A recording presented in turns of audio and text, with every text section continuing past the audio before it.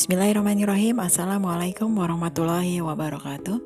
Jumpa lagi dengan BK Sahabat Seru. Bagaimana kabarnya teman-teman semua? Mudah-mudahan selalu dalam kondisi yang sehat, selalu semangat untuk terus belajar, dan selalu dalam lindungan Allah Subhanahu wa Ta'ala.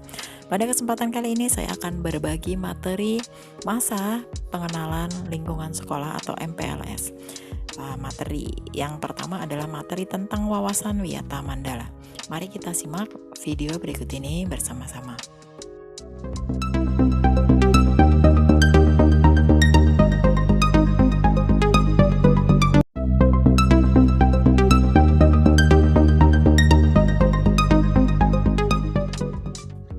Oke, kita akan melihat pengertian dari wawasan wiyata mandala.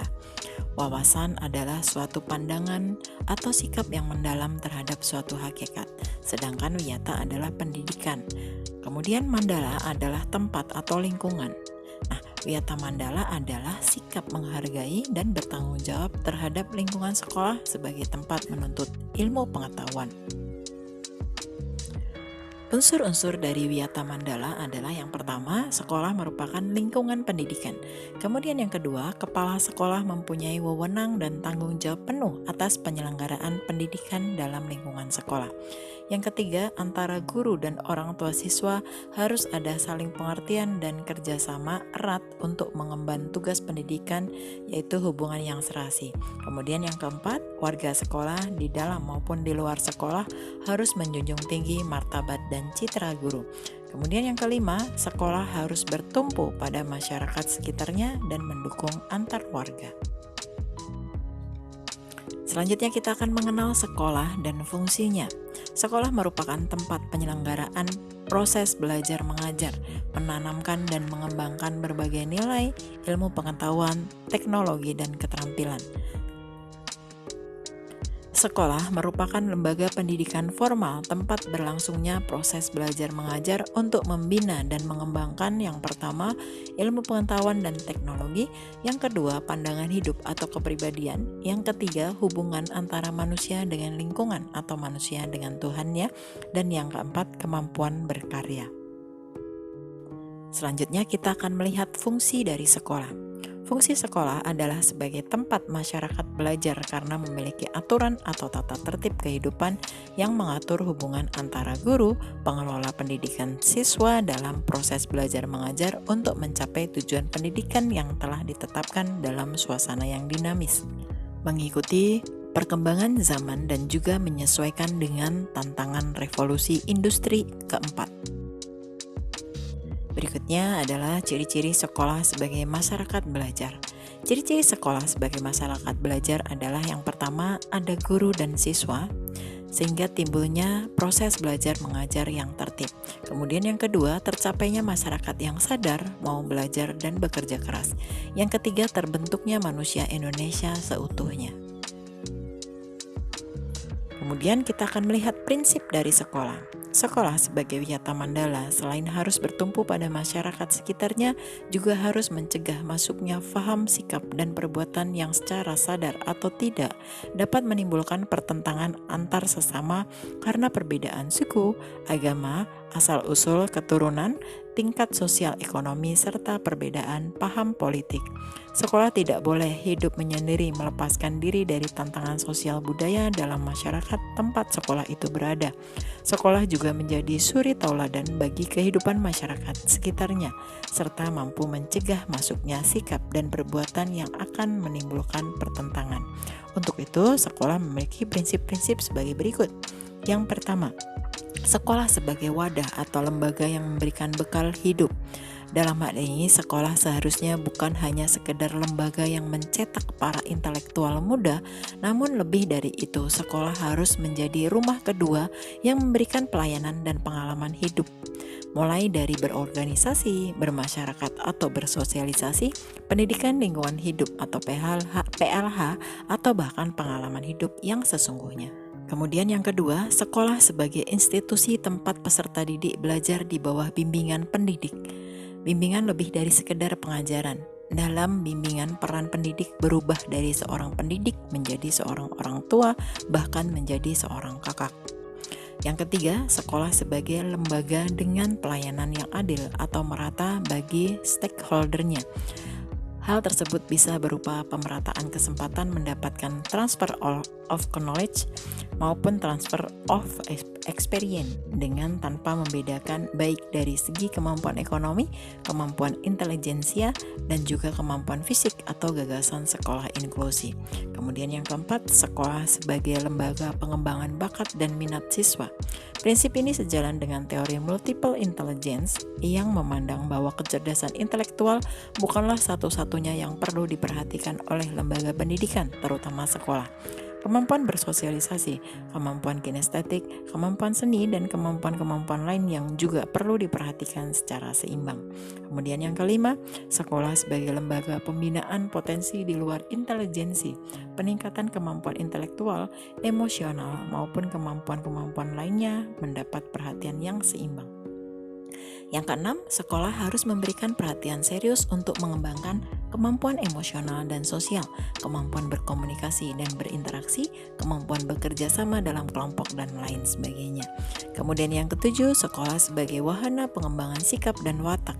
Sikap sederhana, jujur, terbuka, penuh toleransi, rela berkomunikasi dan berinteraksi, ramah tamah dan bersahabat, cinta negara, cinta lingkungan, siap membantu khususnya kepada yang kurang beruntung merupakan sikap dan watak yang perlu dibentuk di dalam lingkungan sekolah. Kemudian yang kedelapan, sekolah sebagai wahana pendewasaan diri.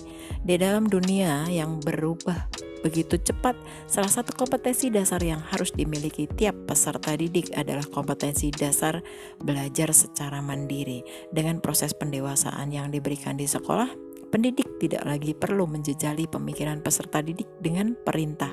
Lebih dari itu, peserta didik akan mendapatkan sesuatu yang jauh lebih besar ketika ia mencari dan mendapatkan apa yang ia butuhkan untuk hidupnya. Yang kesembilan, sekolah sebagai bagian dari masyarakat belajar atau learning society. Sekolah bukan hanya sebagai tempat pembelajaran bagi peserta didik, namun juga seharusnya sekolah mampu menjadi pusat pembelajaran bagi masyarakat di lingkungan sekitar. Selanjutnya kita akan melihat pemanfaatan sekolah. Sekolah sebagai suatu lembaga pendidikan yang diperuntukkan sebagai tempat proses kegiatan belajar mengajar. Sekolah tidak diperbolehkan dijadikan sebagai tempat yang pertama ajang promosi atau penjualan produk-produk perniagaan yang tidak berhubungan dengan pendidikan. Yang kedua, sekolah merupakan lingkungan bebas rokok bagi semua pihak. Yang ketiga, penyebaran aliran sesat atau penyebarluasan aliran agama tertentu yang bertentangan dengan undang-undang. Yang keempat, propaganda politik atau kampanye. Yang kelima, syuting film atau sinetron tanpa seizin pemerintah daerah. Dan yang keenam, kegiatan-kegiatan yang dapat menimbulkan kerusakan, perpecahan, dan perselisihan sehingga menjadikan suasana sekolah tidak kondusif. Selanjutnya kita akan melihat penataan Wiyata Mandala dalam upaya ketahanan sekolah. Yang pertama, ketahanan sekolah lebih menitik beratkan pada upaya-upaya yang bersifat preventif. Kemudian yang kedua, untuk menjadikan sekolah sesuai dengan tujuan dan fungsinya, perlu dilakukan penataan Wiyata Mandala. Nah, berikut ini langkah-langkah penataan Wiyata Mandala di sekolah. Yang pertama, meningkatkan koordinasi dan konsolidasi sesama warga sekolah untuk dapat mencegah sedini mungkin adanya kegiatan dan tindakan yang dapat mengganggu proses belajar mengajar. Kemudian yang kedua, melaksanakan tata tertib sekolah secara konsisten dan berkelanjutan. Yang ketiga, melakukan koordinasi dengan komite sekolah dan pihak keamanan setempat untuk terselenggaranya ketahanan sekolah. Yang keempat, mengadakan penyuluhan bagi orang tua dan siswa yang bermasalah. Yang kelima, mengadakan penyuluhan dan pembinaan kesadaran hukum bagi siswa. Kemudian yang keenam, pembinaan dan pengembangan keimanan, ketakwaan, etika bermolar Pancasila, kepribadian sopan santun dan berdisiplin. Selanjutnya, pengembangan logika para siswa, rajin belajar, gairah menulis, gemar membaca, informasi, penemuan para ahli. Kemudian yang berikutnya, mengikut sertakan siswa dalam kegiatan ekstrakurikuler dan pengembangan diri. Dan yang terakhir, mengadakan karya wisata dalam rangka pengembangan iptek. Selanjutnya kita akan melihat tugas, wewenang, dan tanggung jawab kepala sekolah dalam hal pelaksanaan Wiyata Mandala. Kepala sekolah sebagai pimpinan utama bertugas dan bertanggung jawab memimpin penyelenggaraan belajar mengajar serta membina pendidik dan tenaga kependidikan serta membina hubungan kerjasama dan peran serta masyarakat. Kepala sekolah dalam melaksanakan penataan Wiyata Mandala di sekolah dengan melakukan kegiatan-kegiatan yang pertama, melaksanakan program-program yang telah disusun bersama komite sekolah. Kemudian yang kedua, menyelenggarakan musyawarah sekolah yang melibatkan pendidik, OSIS, komite sekolah, tokoh masyarakat, serta pihak keamanan setempat. Kemudian yang ketiga, menertibkan lingkungan sekolah baik yang berbentuk perangkat keras yaitu sarana prasarana dan perangkat lunak yaitu peraturan-peraturan, tata tertib, tata upacara, dan lain sebagainya. Selanjutnya yang keempat, mengadakan pertemuan baik rutin maupun insidental yang bersifat intern sekolah yang melibatkan kepala sekolah, pendidik, orang tua siswa, dan siswa. Kemudian yang kelima, menyelenggarakan kegiatan yang dapat menunjang ketahanan sekolah seperti PKS, pramuka, PMR, paskibraka, kesenian, dan sebagainya. Kemudian selanjutnya kita akan melihat mekanisme dalam pelaksanaan Wiyata Mandala. Dalam rangka pelaksanaan Wiyata Mandala perlu upaya penanggulangan secara dini setiap permasalahan yang timbul sehingga dapat menghilangkan dampak negatifnya, yaitu dilaksanakan secara terpadu, bertahap, dan berkelanjutan sebagai berikut. Yang pertama, tahap preventif. Upaya untuk meniadakan peluang-peluang yang dapat memungkinkan terjadinya kasus-kasus negatif di sekolah melalui antara lain yang pertama, memelihara sekolah dan lingkungan sekolah serta menciptakan kebersihan dan ketertiban agar siswa merasa nyaman dan menyenangkan dan tidak ada tempat tertentu yang dijadikan siswa untuk hal-hal negatif. Kemudian yang kedua, menciptakan suasana yang harmonis antara pihak pendidik atau staf dan siswa serta penduduk di sekitar sekolah. Kemudian yang ketiga, membentuk jaring-jaring pengawasan atau kontrol dan razia terhadap kegiatan siswa di lingkungan sekolah. Kemudian yang keempat, menghilangkan bentuk-bentuk perpeloncoan pada saat MOS. Kemudian yang kelima, meminimalisir keterlibatan kelompok maupun perorangan dalam kegiatan sekolah. Selanjutnya, mengisi jam-jam kosong dengan pelajaran atau kegiatan ekstra lainnya. Kemudian yang selanjutnya, meningkatkan kegiatan ekstrakurikuler pada masa awal atau akhir semester dan masa libur sekolah. Kemudian yang terakhir, meningkatkan keamanan dan ketertiban khususnya pada saat berangkat atau usai sekolah. Yang kedua, tahap represif. Upaya untuk menindak siswa yang telah melanggar peraturan-peraturan dan tata tertib sekolah. Upaya represif seperti yang pertama, mendamaikan para pihak yang terlibat perselisihan berikut orang tua atau pendidik pembinanya. Yang kedua, membatasi areal tempat terjadinya aksi. Kemudian yang ketiga, menetralisir isu-isu yang berkembang dan mencegah timbulnya isu-isu baru.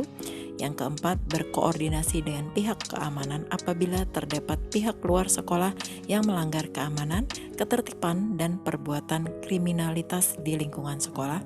Kemudian yang kelima, mengungkap lebih lanjut keterlibatan pihak luar sekolah atas kasus yang timbul dan menyelesaikan secara hukum.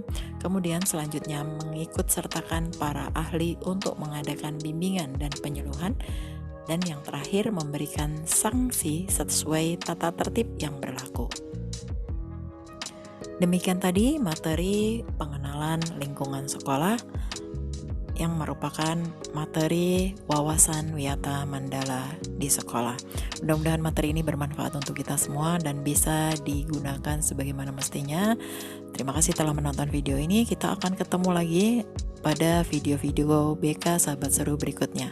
Wassalamualaikum warahmatullahi wabarakatuh.